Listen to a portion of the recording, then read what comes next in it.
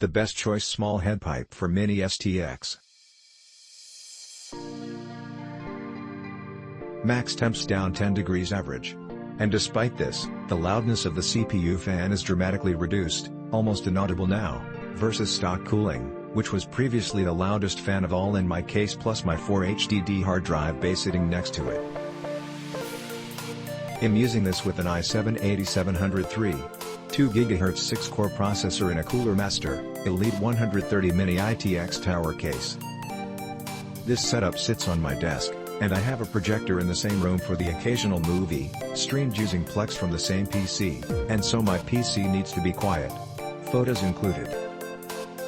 Check the max comp column in the middle for before and after. Can't believe it's silent and cooler at the same time. Great cooler. Keeps my 4770K fairly low in the No 202. Works really well, and even the packaging was top notch.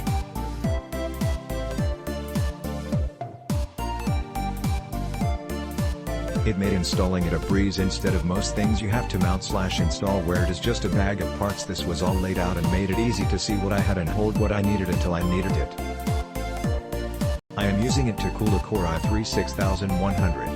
Granted, the stock cooler would have fit, but I wanted something quieter.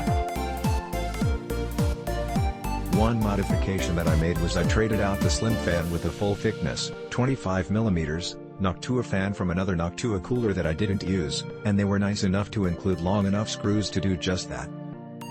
I also didn't use the included TIM, though Noctua's NHD1 TIM is good. I went with Arctic MX4. The install was simple. Flip the board over and screw it down. It couldn't be simpler. The only downside to this is that if you don't have a cutout in the motherboard tray of your case, you will need to remove the motherboard to remove the heatsink. One thing to note is that you should check the clearance before you screw it down. I had an interference issue with a single capacitor on the motherboard. Luckily it has cutouts on one end, most likely for this reason. Cooling, I was pleasantly surprised with the results. I was expecting similar numbers as the Intel cooler. Measuring with real temp, the i3 6100 was running at 23 degrees minus 25 degrees Celsius at idle on both cores. Under 100% load while stress testing for an hour, one core reached a max of 67 degrees Celsius and the other 68 degrees Celsius. This was much better than I was expecting. Noise now, the reason I bought this was because the stock cooler sounds like a jet engine. And this didn't disappoint.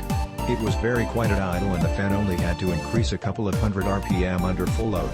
However, I did no testing with the slim fan that came with this cooler. I did not slow the fan down and simply let the UAV of the motherboard control the fan. All in all, I would recommend this cooler if you don't have a lot of room for anything else and your processor uses less than 65 watts.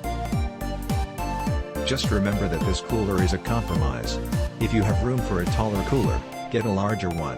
The NH-L9i would be a better option if you can fit it. Click link in description for more reviews.